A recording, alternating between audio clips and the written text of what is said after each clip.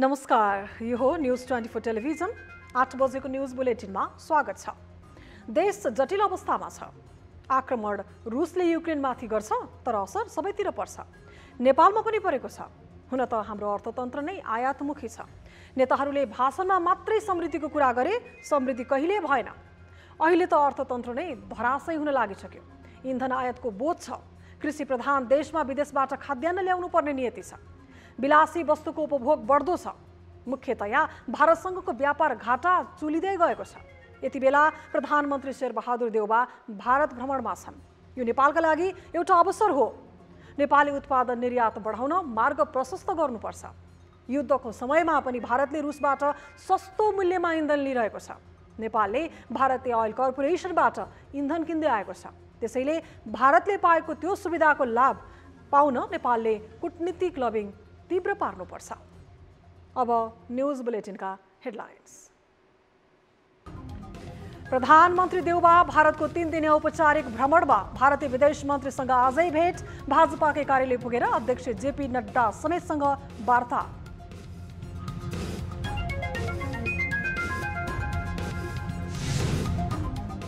भारतसँगको सम्बन्धमा शङ्का उपशङ्का हटाएर अघि बढ्न विज्ञहरूको सुझाव। सीमा सुरक्षा आइपिजी प्रतिवेदन समेतका मुद्दामा स्पष्ट अडान राख्नुपर्ने टिप्पणी।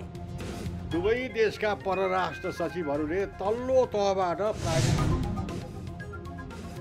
भारतसँगको व्यापार घाटा घटाउन प्रधानमन्त्रीको भ्रमण फलदायी बन्नुपर्ने अपेक्षा। आर्थिक कूटनीतिलाई प्राथमिकतामा राख्न सुझाव। भारतको विकासबाट लाभ उठाउन आग्रह। मन्त्रीजीको भ्रमणमा चाहिँ सही रूपमा कुरा उठाइदियो र भने यसमा चाहिँ यी कुरा। स्थानीय निर्वाचनमा गठबन्धनभित्र तालमेल गर्ने कांग्रेसको निर्णय कार्यान्वयनमा चुनौतीपूर्ण। एकल पकड भएको क्षेत्रदेखि माओवादीले पहिले जितेको ठाउँमा सकस।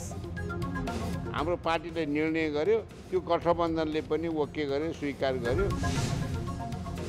र त्रिकोणात्मक टी20 अन्तर्राष्ट्रिय सिरिजमा पीएनजीको पहिलो जित। पीएनजीसँग मलेसिया 8 विकेटको फराकिलो अन्तरले पराजित। जितसँगै पीएनजीको फाइनल पुग्ने सम्भावना कायमै।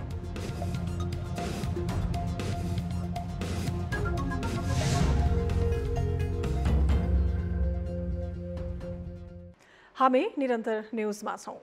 प्रधानमन्त्री शेरबहादुर देउबा दक्षिणको छिमेकी राष्ट्र भारतको 3 दिने औपचारिक भ्रमणमा छन्। प्रधानमन्त्री देउबा शुक्रबार अपराह्न भारत प्रस्थान गरेका हुन्। देउबालाई नयाँ दिल्ली स्थित इन्दिरा गान्धी अन्तर्राष्ट्रिय विमानस्थलमा भारतका रक्षा तथा पर्यटन राज्य मन्त्री अजय भट्टले स्वागत गरेका थिए।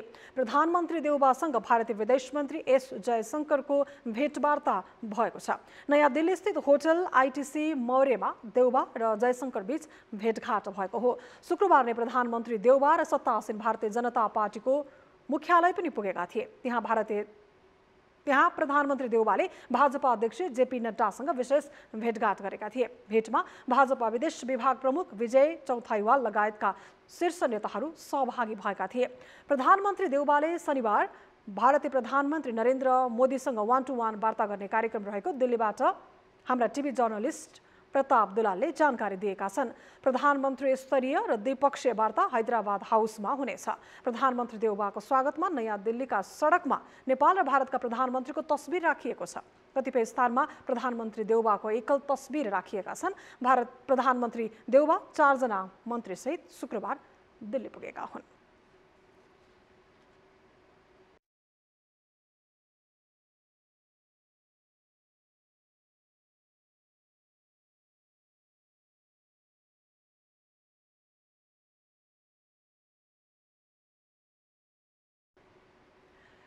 प्रधानमन्त्री शेरबहादुर देउबाको भारत भ्रमण विषयमा थप जानकारी दिनका लागि नयाँ दिल्ली पुग्नु भएका हाम्रा टिभी जर्नलिस्ट प्रताप दुलाल यति बेला हामीसँग प्रत्यक्ष रूपमा जोडिनु भएको छ। प्रताप, प्रधानमन्त्री शेरबहादुर देउबाको नयाँ दिल्ली भ्रमण अन्तर्गत आजको भेटघाट कस्तो रह्यो, जानकारी गराइदिनुस् न। सुषमा, आजको दिन प्रधानमन्त्री शेरबहादुर देउबा नयाँ दिल्ली झरे लगत्तै भेटघाटमा व्यस्त हुनुभयो। उहाँले सबैभन्दा पहिला आफ्नो आइसकेपछि उहाँले स्वागतहरू ग्रहण गर्नुभयो भने त्यस लगत्तै भारतीय विदेश मन्त्री सुब्रमण्यम जयशंकरसँग भेटघाट गर्नुभयो।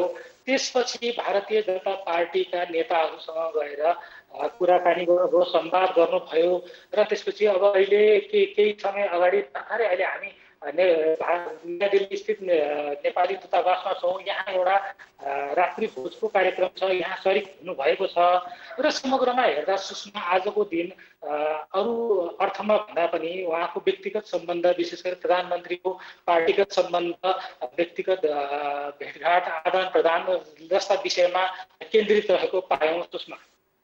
जस्तो यहाँले भन्नुभयो आजको भ्रमणमा विशेष गरी व्यक्तिगत सम्बन्धलाई जोडेर नै छलफल भयो भनेर, यसबीचमा धेरै कुराहरू भ्रमणको विषयमा उठ्छन् भन्ने थियो। त्यस्ता केही विषयहरूले प्रवेश पाएको छ कि छैन दुई देशको सम्बन्धको विषयलाई लिएर?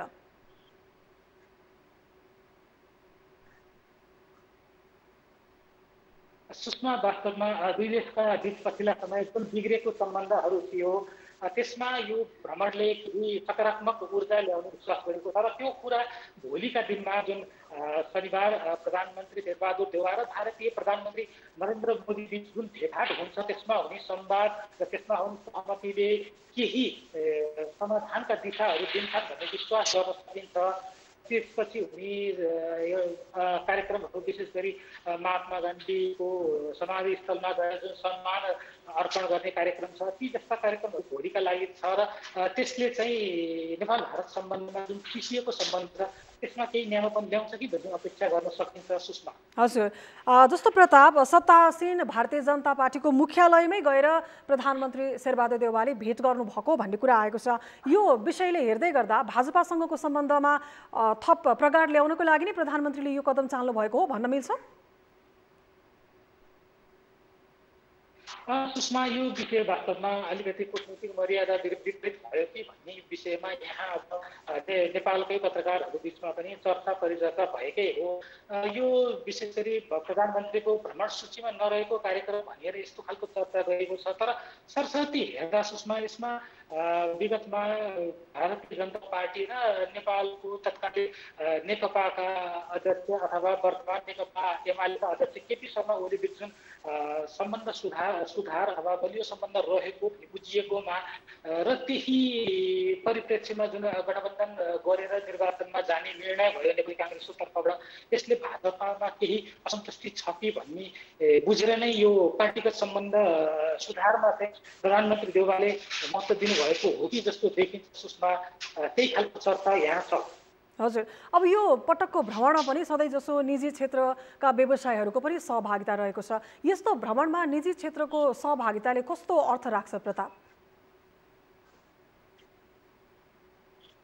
सुषमा, यति बेला वास्तवमा नेपाल भारत व्यापारमा विभिन्न समस्याहरू छन्। जुन नेपाली सामानहरू निर्यात गर्ने विषयमा विभिन्न अडचनहरू छन्, आयातका विषयमा पनि सीमामा अनेक समस्याहरू छन्।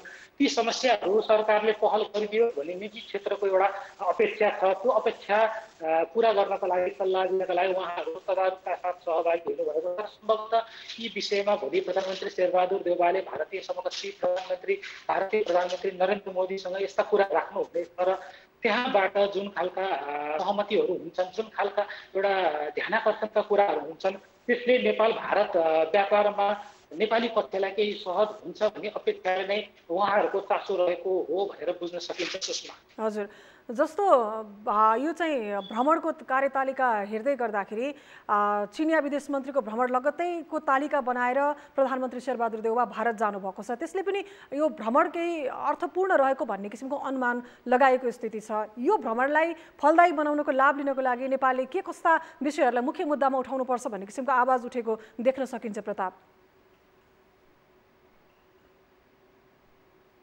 सुषमा, केही समय अगाडि नेपालले अमेरिकी सहयोग परियोजना एमसिसी पारित गर्यो। त्यसपछि चिनिया पक्ष अलिकति असन्तुष्ट बनेको हो कि भन्ने खालको चर्चाहरू चलिरह्यो। त्यही बिचमा चिनिया विदेश मन्त्री वाङ यी नेपाल आए र अहिले भारतसँगको सम्बन्ध सुधारको दिशामा पनि लैजानको लागि यो भ्रमण भएको छ। र वास्तवमा हामीले सरसर्ती हेर्दा नेपाल भारत सम्बन्ध एक किसिमको नेपाल भारत मात्र नभएर नेपालको समग्र परराष्ट्र सम्बन्ध नै अलिकति धुमिल भएको चर्चा चलिरहँदा यी सबै पक्षहरूमा वर्तमान सरकारले अलिकति बढी जोड दिएको हो कि त्यसलाई सुधारको दिशामा लैजान खोजेको हो कि भनेर पनि बुझिएको छ र बुझ्न सकिन्छ पनि त्यसमा। हजुर, अब अन्त्यमा अब भोलि र पर्सि अब 2 दिन अझै भ्रमणको व्यस्तता रहन्छ प्रधानमन्त्री शेरबहादुर देउवाको। के कस्तो कार्यसूची छ, उहाँको व्यस्तताको बारेमा थोरै बताइदिनुहोस् न। सुषमा भोलि प्रधानमन्त्री शेरबहादुर देउवाको अझ व्यस्त कार्यतालिका रहेको छ। बिहानै 9 बजे उहाँ बनारस जाने कार्यतालिका रहेको छ भने 10:30 बजे महात्मा गान्धीको समाधि स्थल गएर त्यहाँ सम्मान प्रकट गर्ने कार्यतालिका छ। त्यस्तै 11:15 बजे भारतीय प्रधानमन्त्री नरेन्द्र मोदीसँग द्विपक्षीय बात गर्ने र त्यसपछि 12:30 बजे दुई देशले संयुक्त पत्रकार सम्मेलन गर्ने कार्यतालिका पनि छ। र त्यस्तै गरी दिउँसो 4 बजेको आसपासमा उपराष्ट्रपतिसँग भेटघाट गर्ने कार्यक्रम रहेको छ। र समग्र रूपमा भन्दा सुषमा भोलि प्रधानमन्त्री शेरबहादुर देउवाको भ्रमणको विशेष दिन पनि हो र उहाँको भ्रमण तालिका व्यस्त पनि छ। सुषमा हजुर, हस्, जानकारीको लागि धन्यवाद। हाम्रा टिभी जर्नलिस्ट प्रताप दुलाल यति बेला हामीसँग प्रत्यक्ष रूपमा नयाँ दिल्लीबाट जोडिनु भएको थियो। विशेषतः 3 दिने भारत भ्रमणका लागि प्रधानमन्त्री शेरबहादुर देउवा भारत जानुभएको छ। यसबीचमा उहाँले गर्नुभएको भेटवार्ता र प्रधानमन्त्रीको यसपटकको भ्रमणले नेपालको र भारतबीचको द्विपक्षीय जुन सम्बन्ध त्यसको सम्बन्ध सुधार लगायत अनि आर्थिक पाटोको रूपमा पनि कस्तो किसिमका सहमतिहरू गर्न सकिन्छ र कस्तो किसिमको सन्देश ल्याउन सकिन्छ भन्ने विषयमै हामी केन्द्रित भएका थियौँ। अब बाँकी न्युज। प्रधानमन्त्री शेरबहादुर देउवा भारतको औपचारिक भ्रमणका क्रममा हाल नयाँ दिल्लीमा छन्। प्रधानमन्त्री देउवा पहिलो पटक भारतीय जनता पार्टी भाजपाको केन्द्रीय कार्यालय पुगेर अध्यक्ष जेपी नड्डासँग भेट गरेका छन्। यो भ्रमणमा प्रधानमन्त्री देउवाले भारतीय समकक्षीसँग विशेष भेटघाट गर्नेछन्। प्रधानमन्त्रीले भारतीय उपराष्ट्रपतिलाई पनि भेट्ने कार्यक्रम छ। प्रधानमन्त्री देउवाले भारतमा करिब 50 घण्टा बिताउनेछन्। पहिलो द्विपक्षीय विदेश भ्रमण भारत बनाएका देउवा यसपल्ट भारतीय सत्तारूढ दल भाजपासँग सम्बन्ध विकसित गर्न लागेका छन्। उनले भाजपा बाहेकका नेतालाई भेट्ने कार्यक्रम तय भएको जानकारीमा आएको छैन। भ्रमणको तेस्रो दिन बनारसमा केही घण्टा धार्मिक भ्रमण गर्नेछन्। बनारसबाट आइतबार दिल्ली हुँदै देउवा स्वदेश फर्कनेछन्। हेर्नुहोस् प्रधानमन्त्रीको भ्रमण तालिका। शुक्रबार प्रधानमन्त्री र भारतीय विदेश मन्त्री भेट। नेपाली समय 4:45 बजे, स्थान होटल मौर्य। शनिबार महात्मा गान्धीको समाधिमा श्रद्धाञ्जली अर्पणका लागि प्रस्थान। समय 10:55 बजे, स्थान राजघाट। प्रधानमन्त्री स्तरीय वार्ता। समय 11:25 बजे, स्थान हैदराबाद हाउस। द्विपक्षीय सम्झौता तथा प्रेस वक्तव्य। समय 12:30 बजे, स्थान हैदराबाद हाउस। प्रधानमन्त्री देउवाले भारतीय उपराष्ट्रपति भेट्ने। समय 4:45 बजे, स्थान मौलाना आजाद रोड। प्रधानमन्त्री देउवा बनारस प्रस्थान। समय 9:15 बजे। बनारसबाट दिल्ली फिर्ता। समय 4:15 बजे। दिल्लीबाट काठमाडौँका लागि फिर्ती उडान। समय 4:30 बजे। प्रधानमन्त्री शेरबहादुर देउवा सहितको उच्च स्तरीय टोली भारत भ्रमणमा निस्किएको छ। नेपालले लिम्पियाधुरा, लिपुलेक र कालापानी राजनीतिक तथा प्रशासनिक नक्सामा समावेश गरेपछि पहिलो पटक भइरहेको उच्च स्तरीय भ्रमणलाई चासोका साथ हेरिएको छ। भ्रमणका क्रममा सीमा विवाद, ऊर्जा, बढ्दो व्यापार घाटा लगायतका विषयमा छलफल हुने जनाइएको छ। तर पर्याप्त तयारी बिना छोटो समयमा गरिएको उच्च स्तरीय भारत भ्रमणका लागि मात्रै सीमित हुने त होइन भन्ने कतिपयको आशंका पनि छ। प्रधानमन्त्री शेरबहादुर देउवा 3 दिने भ्रमणका क्रममा भारतको नयाँ दिल्ली पुगेका छन्। प्रधानमन्त्री देउवाको उच्च स्तरीय टोलीमा परराष्ट्र, स्वास्थ्य, ऊर्जा र कृषि मन्त्री पनि सहभागी छन्। यो पटकको भारत भ्रमणका क्रममा सीमा विवाद, ऊर्जा, बढ्दो व्यापार घाटा तथा लगानी लगायतका विषयमा छलफल गर्ने जनाइएको छ। नेपालले लिम्पियाधुरा, लिपुलेख र कालापानी समावेश गरेर नक्सा जारी गरेसँगै दुई देश बीचको सम्बन्धमा चिसोपना आएको थियो। यस्तो अवस्थामा भइरहेको उच्च स्तरीय भ्रमणले दुई देश बीचको तिक्ततापूर्ण सम्बन्धमा आइस ब्रेक गर्ने कतिपयको बुझाइ छ। भारत भ्रमण नेपालको लागि सकारात्मक नै हुनुपर्छ। यसले आइस ब्रेक गर्न सक्नुपर्छ। किनभने तपाईलाई स्मरणै होला, नक्सा प्रकरणपछि नेपालको कुनै पनि प्रधानमन्त्रीको यो पहिलो भारत भ्रमण हो। त्यसैले केही हदसम्म चिसिएको सम्बन्धलाई अहिले सामान्यीकरण गर्ने प्रयास हुनुपर्छ दुवै पक्षको तर्फबाट। र मलाई लाग्छ यसमा केही न केही सकारात्मक परिणाम आउनुपर्छ। नेपाल भारतबीच लामो समयदेखि सीमा विवाद कायमी छ। दुवै पक्षबाट पटक पटक हुने भ्रमणमा सीमा विवाद तत्काल हल गर्ने भनिए पनि आजका दिनसम्म सीमा विवाद हल हुन सकेको छैन। यो पटकको भारत भ्रमणमा नेपाली पक्ष विशेष रूपमा सीमा विवादमा केन्द्रित हुनुपर्ने विज्ञको सुझाव छ। भ्रमणले प्रबुद्ध व्यक्ति समूह इपिजेले तयार पारेको प्रतिवेदन कार्यान्वयन गर्न जोड दिनुपर्नेमा उनीहरूको तर्क छ। नेपाल र भारतको सीमा सम्बन्धमा भारतको प्रधानमन्त्री नरेन्द्र मोदी सन् 2014 को अगस्त 5 काठमाडौँ आउँदा पहिलोचोटि आउँदाखेरि एउटा संयन्त्र गठन भएको छ। कालापानी र सुस्ताको सम्बन्धमा दुवै देशका परराष्ट्र सचिवहरूले तल्लो तहबाट प्राविधिक जानकारी लिएर प्रतिवेदन तयार गरेर आफ्नो देशमा प्रस्तुत गर्ने भन्ने थियो। त्यो संयन्त्रलाई एक्टिभेट गर्नुभयो हाम्रो अहिले प्रधानमन्त्रीले भारत जाँदाखेरि भन्दाखेरि सबभन्दा ठुलो कुरो हुन्छ।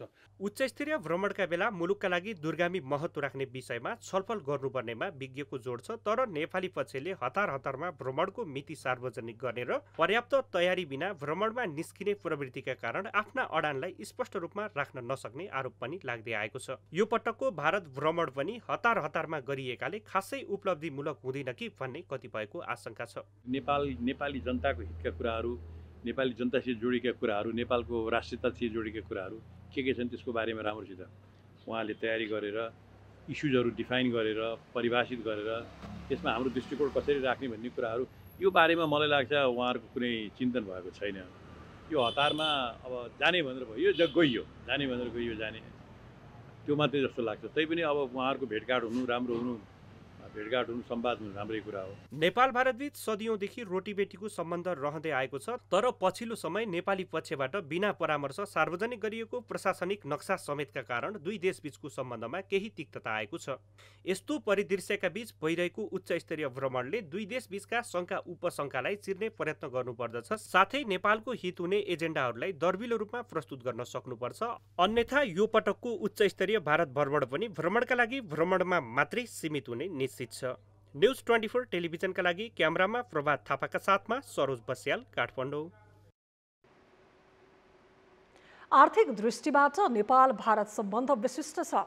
सूचना प्रविधिदेखि उद्योग धन्दामा भारतले ठूलो फड्को मारिसकेको छ। भारतसँगको नेपालको व्यापार घाटा बढ्दो छ। नेपालले भारतलाई राजनीतिक र कूटनीतिक आँखाले मात्र हेर्ने गरेको छ। फैलदो भारतीय बजार र औद्योगिकरणको रफ्तारबाट नेपालले फाइदा लिन सकिरहेको छैन। एक रिपोर्ट। प्रधानमन्त्री शेरबहादुर देउबा 3 दिने भारत भ्रमणमा छन्। झण्डै 5 वर्ष लामो अन्तरालपछि दुई देशबीच उच्च स्तरीय भ्रमण हुन लागेको हो। 3 दिने यस भ्रमणले दुई देशबीच रहेका धेरै विवादहरूलाई समाधान गर्ने आशा भए पनि यो भ्रमण अपेक्षाकृत सफल होला कि नहोला भन्ने आशंका पनि उति नै छ। यति मात्रै नभएर वर्षौंदेखि थन्किएर रहेका व्यापार सन्धिदेखि भारतले प्रतिबद्धता गरेका विकासका पूर्वाधारहरूको निर्माणको अवस्थासम्मको विषयले महत्त्व पाउनुपर्ने हो। भारतको सहायतामा निर्माण हुन लागेका धेरै यस्ता परियोजनाहरू छन् जसका प्रगति सुस्त छन्।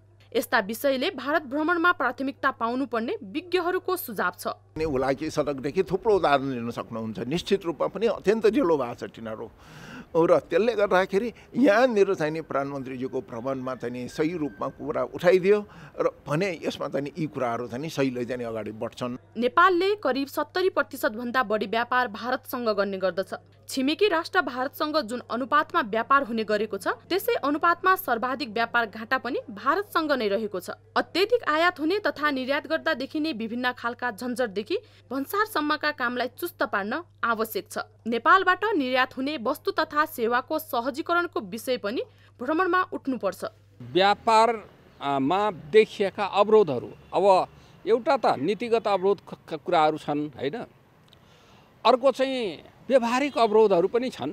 अब कानुनमा छ तर हाम्रो सामान उता जाँदाखेरि धेरै झन्झट बेहोर्नुपर्छ। उताका सरसामग्रीहरू चाहिँ परीक्षण बिना नै यहाँ आइपुग्छन् कतिपय अवस्थामा।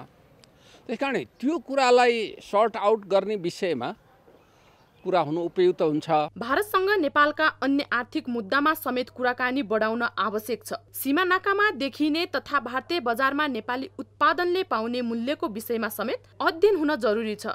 यसका लागि प्रधानमन्त्रीले नै समकक्षी सरकारसँग बढ्दो व्यापार घाटा न्यूनीकरणका लागि आवश्यक कूटनीतिक छलफल गर्नुपर्दछ। बाहिरबाट आएको पैसा चाहिँ डलर अथवा बाहिरबाट आएको विदेशी मुद्रा हामी भारतीय रुपियाँमा साट्छौँ र भारतको मालहरू चाहिँ हामी इम्पोर्ट गर्छौँ। त भारतको लागि एउटा तपाईँको चाहिँ हामी एउटा बजारको रूपमा भएको छौँ। ठिक छ, बजार हुनु केही कुरो होइन, तर हाम्रो पनि माल कसरी त्यहाँ लैजाने त भन्दा 20औं वर्षदेखि यी कुराहरू भइरहेको छ।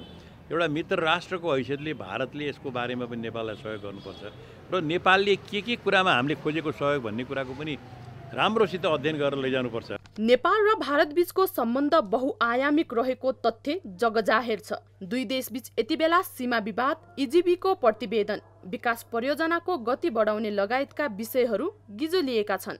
यसबाहेक सर्वाधिक पेचिलो मध्येको मुद्दा व्यापार घाटा हो। बढ्दो व्यापार घाटा न्यूनीकरणलाई नेपालले राष्ट्रिय प्राथमिकता बनाउन जरुरी छ। न्युज 24 टेलिभिजनका लागि क्यामेरामा कान्छा डङ्गोलका साथ टिभी जर्नलिस्ट खगेश्वरी कार्की, काठमाडौँ।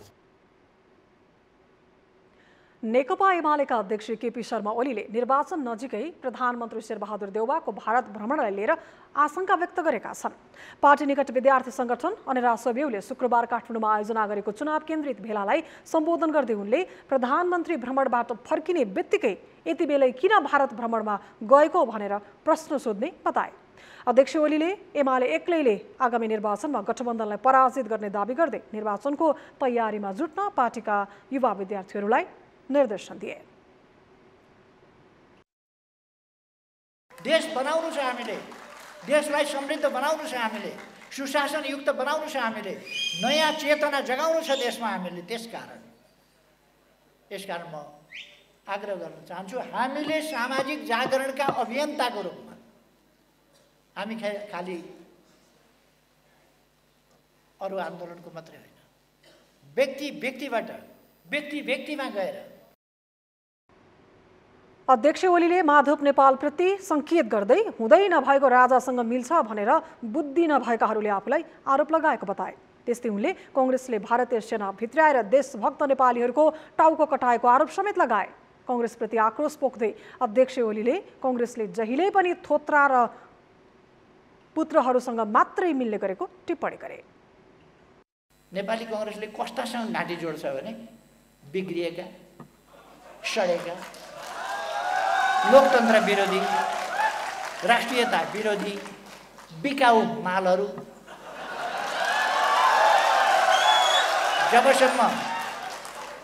जबसम्म भाँडो काम लाग्छ त्यसलाई भाँडो भनिन्छ, काम नलाग्ने भएर कुचिएर चुने भएपछि पत्रु भनिन्छ। हो त्यस्तासँग नेपाली कांग्रेसले। ओलीले कांग्रेसले जहिले पनि लोकतन्त्र विरोधी शक्तिहरूसँग सहकार्य गर्ने गरेको पनि दावी गरे।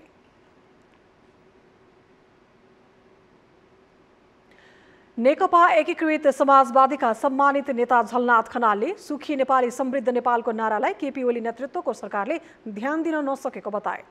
शुक्रबार काठमाडौँमा आयोजित केही विश्व कीर्तिमान हस्तान्तरण कार्यक्रममा खनालले ओलीले आफ्नो प्रधानमन्त्रीको कार्यकालमा सुखी नेपाली समृद्ध नेपालको नारा धेरै पटक जपे पनि त्यसतर्फ ध्यान दिन नसकेको टिप्पणी गरे। उनले एमालेको 9 महाधिवेशनमा सुखी नेपाली समृद्ध नेपालको नारा आफूले नै अघि सारेको दाबी समेत गरे।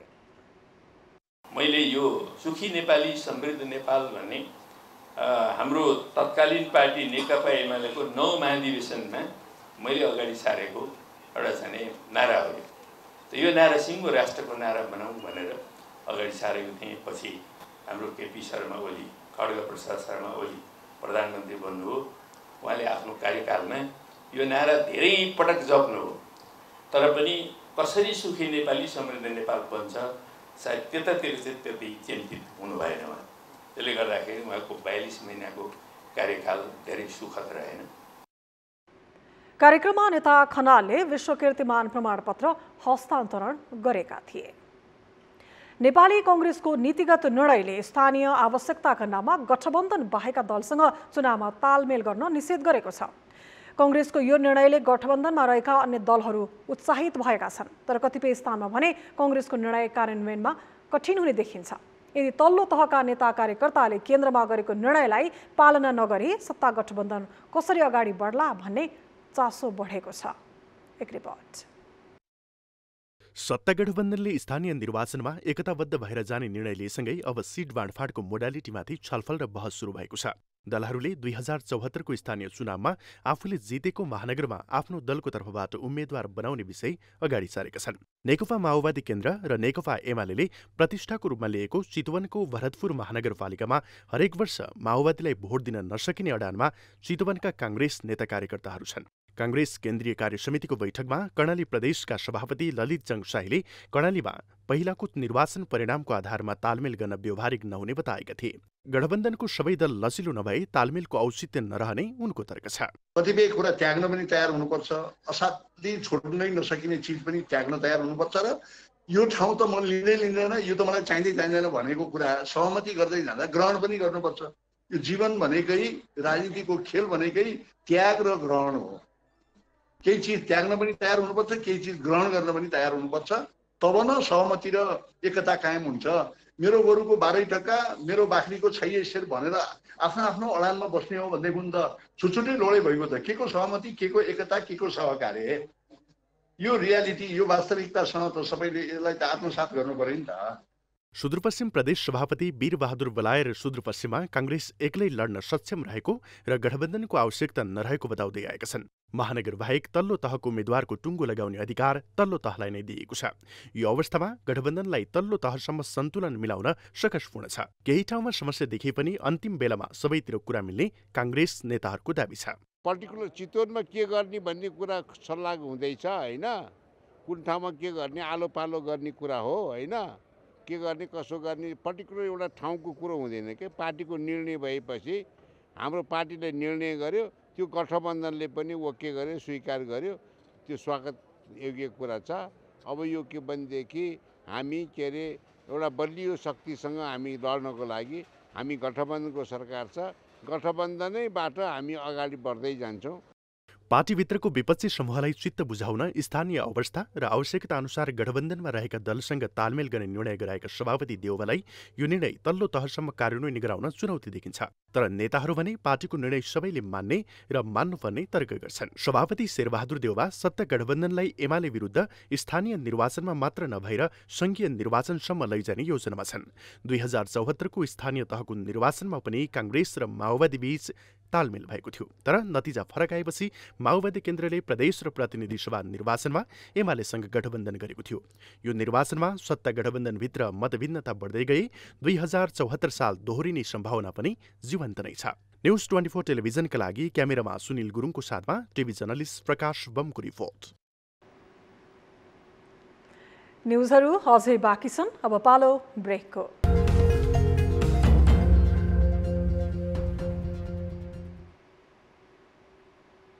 हामी निरन्तर न्युजमा छौं। शनिबारदेखि जनकपुर धाम जयनगर रेलवे सञ्चालन हुने भएपछि जनकपुर धामवासी हर्षित भएका छन्। प्रधानमन्त्री शेरबहादुर देउवा र भारतीय प्रधानमन्त्री नरेन्द्र मोदीद्वारा जनकपुर धाम जयनगर रेलमार्गको यही चैत्र 19 गते शनिबार उद्घाटन हुने भएको छ।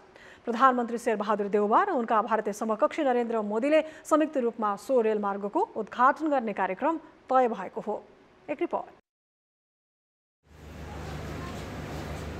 जनकपुर धाममा रेल आइपुगेको 17 महिनापछि जनकपुर धाम जयनगर रेल सञ्चालनमा आउने भएको छ। शनिबार प्रधानमन्त्री शेरबहादुर देउवा र भारतीय प्रधानमन्त्री नरेन्द्र मोदीले संयुक्त रूपमा भर्चुअली रेल सेवाको उद्घाटन गर्दै रेल सञ्चालन गर्न लागि हो। रेल सञ्चालन हुने भएपछि धनुषावासी पनि हर्षित भएका छन्।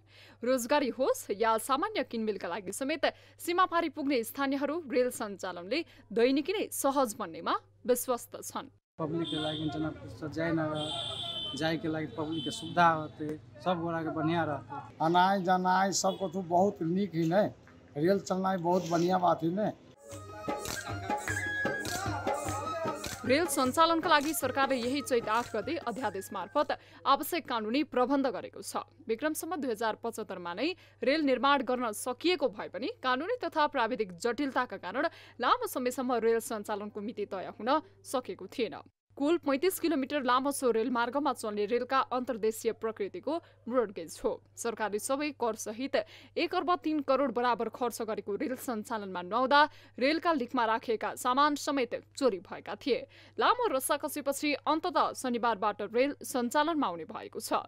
रेल सञ्चालनका लागि सबै तयारी पूरा भएको नेपाल रेलवे कम्पनीले जनाएको छ।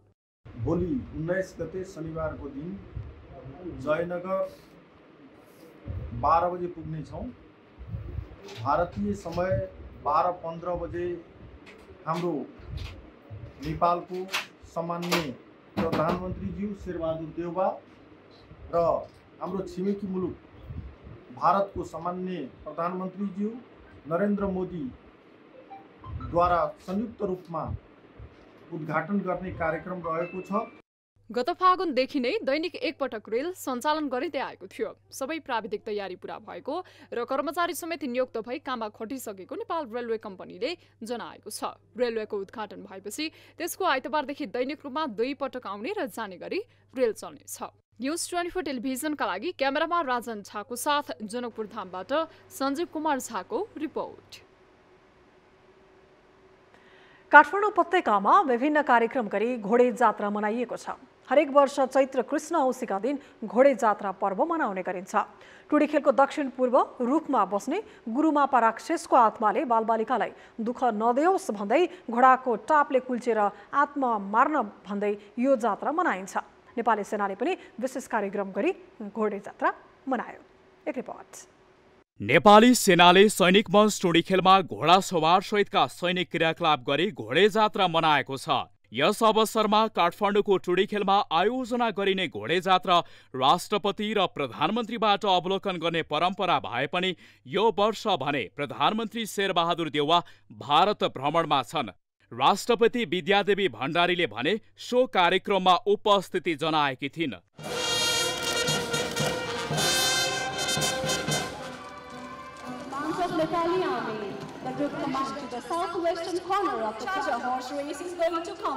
घोडे जात्राकै अवसरमा टुडीखेलमा सेनाले अश्वकला, मोटरसाइकल खेल, शारीरिक व्यायाम, युद्ध कला लगायतको प्रदर्शन पनि गरेको थियो। त्यस्तै सेनाले साइकल रेस, टाङ्गन घोडा दौड, सोजम, चार्जर घोडा दौड, क्याभलरी ड्रिल राइड, टेड पेङ्गिङ लगायतका कार्यक्रम गरेको थियो।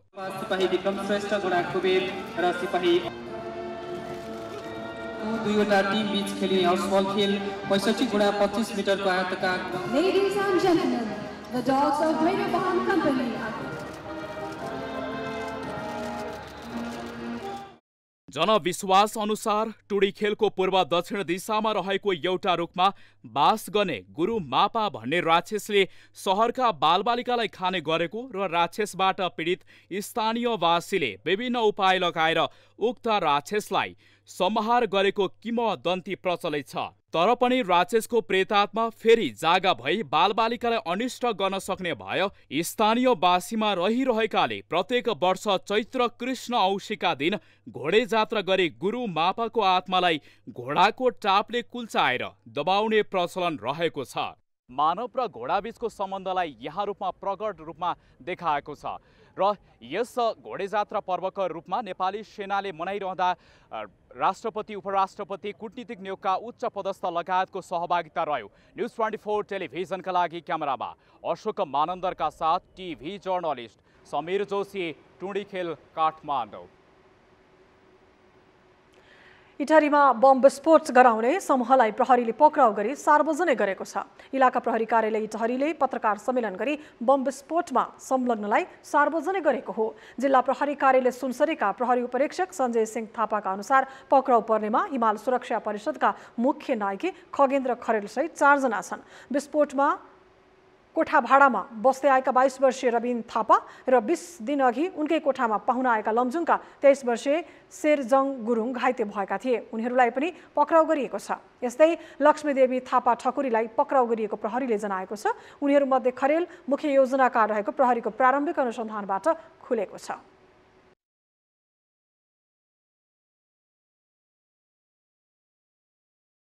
सञ्जय भन्ने खगेन्द्र खरेल नै केही योजना मुताबिक यहाँ लिजले बम लिएर आएको र त्यो बम कुनै निश्चित ठाउँमा राखी यहाँ यो हाम्रो सुनसरी जिल्लालाई आतंकित गर्ने र यो आसन्न चुनावको मुखमा छौँ हामीहरू। वैशाख 30 गते हुन गइरहेको चुनावलाई पनि माघ बेला पनि यहाँ समाजमा त्रसित बनाउने हिसाबले उनीहरू योजनाबद्ध रूपमा लागेको भन्ने कुरा बुझिएको छ।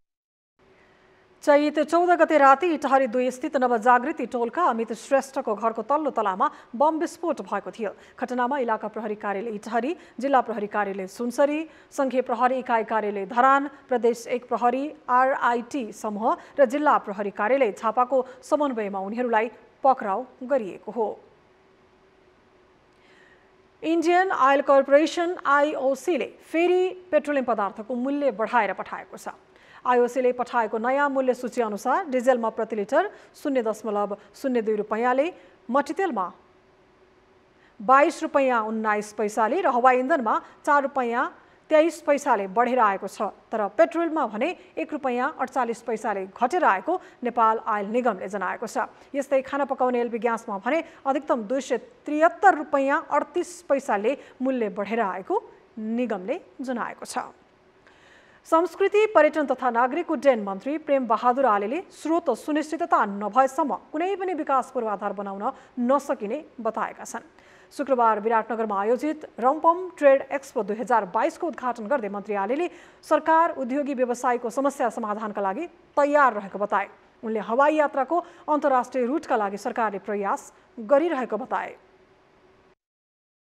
कम्तीमा पनि यो चाहिने लिमा 626 अहिले 1 वे भएको छ, यसलाई 2 वे गरिदिनको लागि मैले उहाँलाई अनुरोध गरेको छु।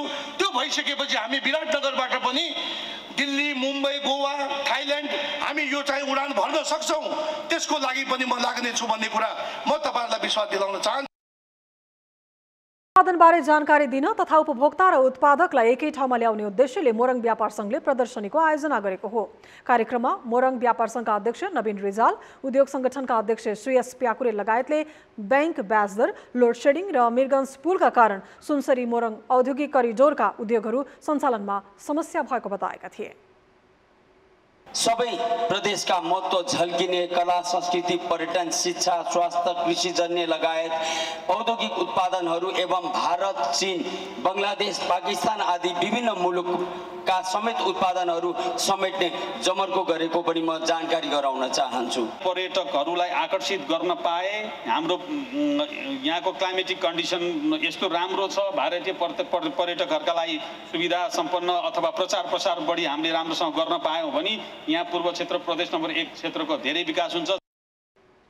चैत्र 18 गतेदेखि 9 दिनसम्म चल्ने ट्रेड एक्सपो 2022 मा कृषि, पशुपालन, अटोमोबाइल्स, विज्ञान प्रविधि, औद्योगिक उत्पादन लगायतका 270 वटा स्टलहरू राखिएको छ।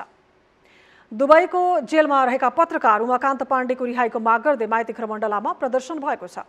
दुबईमा रहेको नेपाली दूतावासलाई लक्षित गरेर सामाजिक सञ्जाल फेसबुकमा लेखेका कारण दुबईको अदालतले पत्रकार पाण्डेलाई 20,000 दिराम जरिवाना र सम्पत्ति जफतसहित देश निकाला गर्ने कारबाही सुनाएसँगै उनी त्यहाँको जेलमा छन्।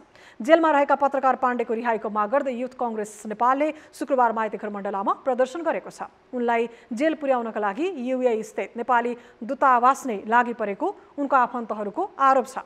युथ कांग्रेसले घटनामा संलग्न सबैलाई तत्काल कानुनी दायरामा ल्याउन पनि माग गरेको छ।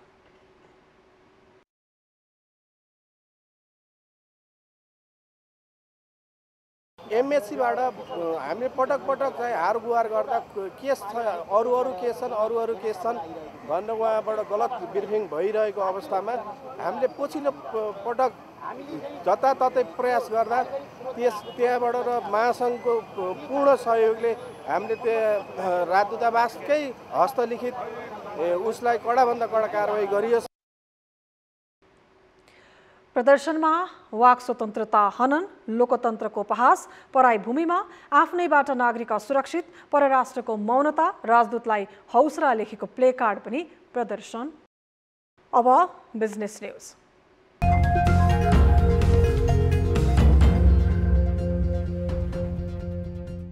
जय फाउन्डेसनले दुर्गम भागका असहाय समूहलाई सहयोग गरेको 25 वर्ष पूरा भएको छ। वार्षिक उत्सवको अवसरमा जय फाउन्डेसनले पत्रकार सम्मेलन गरेर असहाय एवं विपन्न वर्गलाई अझै सहयोग पुर्याउँदै जाने प्रतिबद्धता जनाएको छ। फाउन्डेसनले तिलगङ्गा आँखा सेन्टरको सहयोगमा दुर्गम जिल्लामा निःशुल्क आँखा शिविर सञ्चालन गर्दै आएको छ। आफ्नै उपस्थितिमा हामीले धेरै सहयोग गर्छौँ। स्कलरसिपहरू पनि अब एकदमै आवश्यक निडी मान्छेहरूको लागि अब जस्तो कन्सन्ट्रेसन डिस्ट्रिब्युट गर्दाखेरि पनि हामीले हेल्प पोस्टमा गाउँ-गाउँमा चाहिँ आफ्नै उपस्थितिमा हामीले वितरण गरेको कि त्यसलाई चाहिँ सकेसम्म मिसयुज नहोस्, अब त्यो उद्देश्यले हामीले स्थापना गरेको। जयले रक्तदान कार्यक्रम, विपन्न वर्गलाई छात्रवृत्ति समेतका काम गर्दै आएको छ। नेपाल आयल निगमसँग विभिन्न माग राख्दै आन्दोलित व्यवसायीहरूले पेट्रोलियम पदार्थको ढुवानी ठप्प बनाएका छन्। व्यवसायीहरूले आयल निगमले इन्धन खरिद गर्ने भारतीय डिपोबाट इन्धन लोड गर्न छोडेका छन्। त्यस्तै नेपाल स्थित निगमको डिपोबाट डिलरले खरिद पनि ठप्प पारेको छ। आन्दोलनका कारण ढुवानीमा संलग्न 1400 ट्याङ्कर र करिब 1000 बुलेटबाट पेट्रोल, डिजेल, मट्टीतेल, हवाई इन्धन र खाना पकाउने ग्यास ओसार्ने काम प्रभावित हुने भएको छ। व्यवसायको अवरोधका कारण देशभर पेट्रोलियम पदार्थको अभाव हुन थालेको छ। व्यवसायीहरूले इन्धनको मूल्य बढेसँगै आफ्नो कमिसन बढाउनु पर्ने माग राख्दै आएका छन्। अर्थतन्त्र अप्ठ्यारोमा परिरहेका बेला व्यवसायको मागलाई कतिपयले बेमौसमको बाजा भन्ने टिप्पणी गर्दै आएका छन्।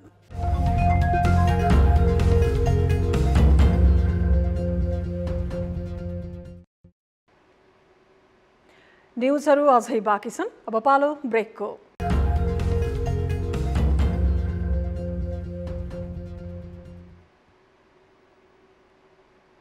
हामी निरन्तर न्युजमा छौँ।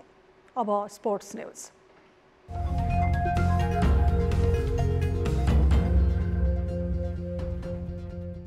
त्रिगुणात्मक टी20 सिरिजमा पपुवा न्युगिनी पिएनजीले मलेसियालाई पराजित गरेको छ। लिगको आफ्नो अन्तिम खेलमा मलेसियालाई पिएनजीले 8 विकेटको फराकिलो जित निकालेको हो।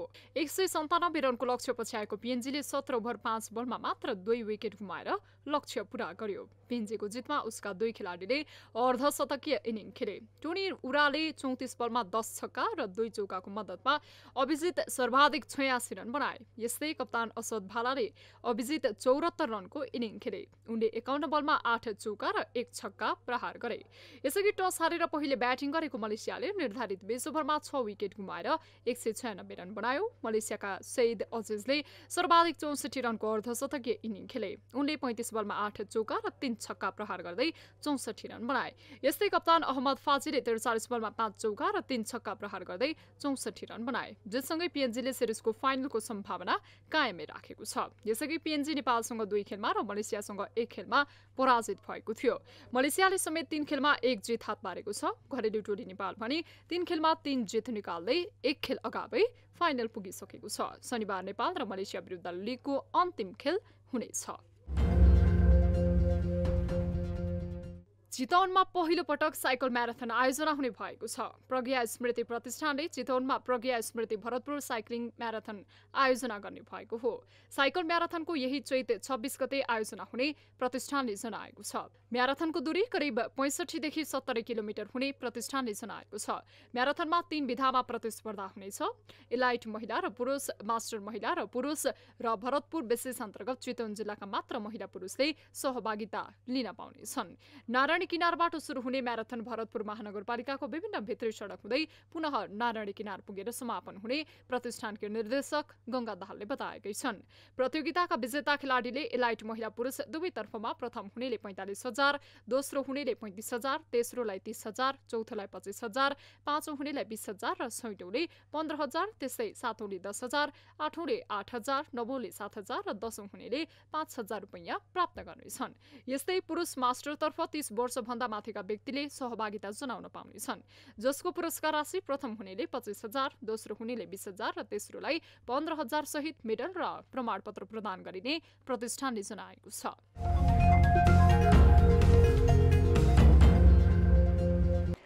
अब एउटा रोचक प्रसङ्ग।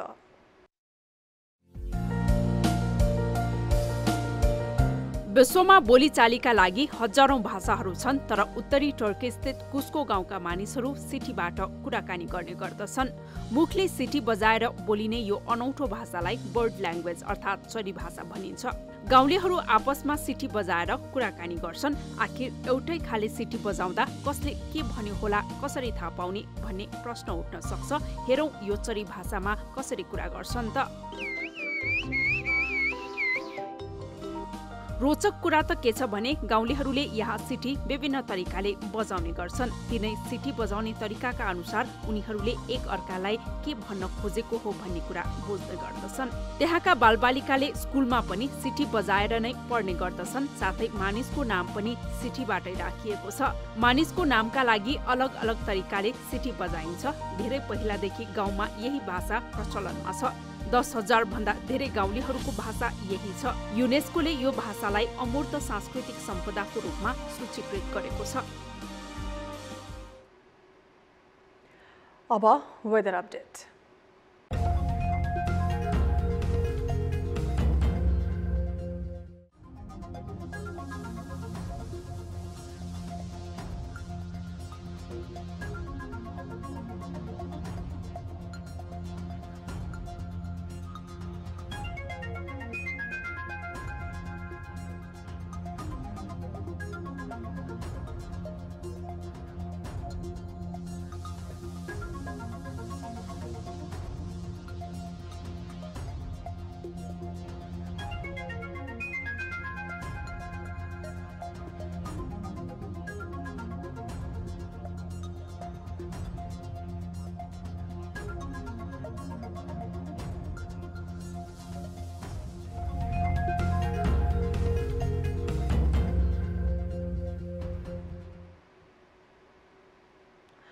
अब न्यूज बुलेटिनको अन्त्यमा पुनः हेडलाइन्स।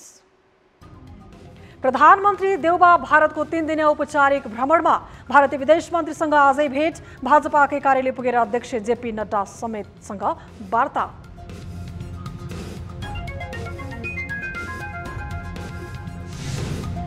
भारतसँगको सम्बन्धमा शङ्का उपशङ्का हटाएर अघि बढ्न विज्ञहरूको सुझाव, सीमा सुरक्षा इपिजी प्रतिवेदन समेतका मुद्दामा स्पष्ट अडान राख्नुपर्ने टिप्पणी। दुवै देशका परराष्ट्र सचिवहरूले तल्लो तहबाट भारतसँगको व्यापार घाटा घटाउन प्रधानमन्त्रीको भ्रमण फलदायी बन्नुपर्ने अपेक्षा, आर्थिक कूटनीतिलाई प्राथमिकतामा राख्न सुझाव, भारतको विकासबाट लाभ उठाउन आग्रह। प्रधानमन्त्रीजीको भ्रमणमा चाहिँ सही रूपमा कुरा उठाइदियो र भने यसमा चाहिँ यी कुरा। स्थानीय निर्वाचनमा गठबन्धन भित्रै तालमेल गर्ने कांग्रेसको निर्णय कार्यान्वयनमा चुनौतीपूर्ण, एकल पकड भएको क्षेत्रदेखि माओवादीले पहिले जितेको ठाउँमा सकस। हाम्रो पार्टीले निर्णय गर्यो, त्यो गठबन्धनले पनि ओके गर्यो, स्वीकार गर्यो।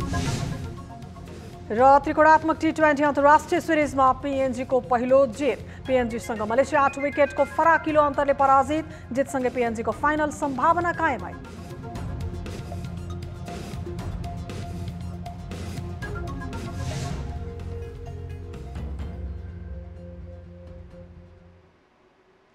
आठ बजेको न्यूज बुलेटिन अहिलेलाई यति नै। जाँदा जाँदै ताली र गालीका लागि हामीले सोधेको प्रश्न, 5 वर्ष अघि वाम गठबन्धनका नाममा भोट मागेका नेताहरू यसपटक 5 दलीय गठबन्धनका नाममा भोट माग्ने तयारी गरिरहेका छन्। यस्ता तालमेलको उद्देश्य चुनाव जित्नु मात्रै हो त?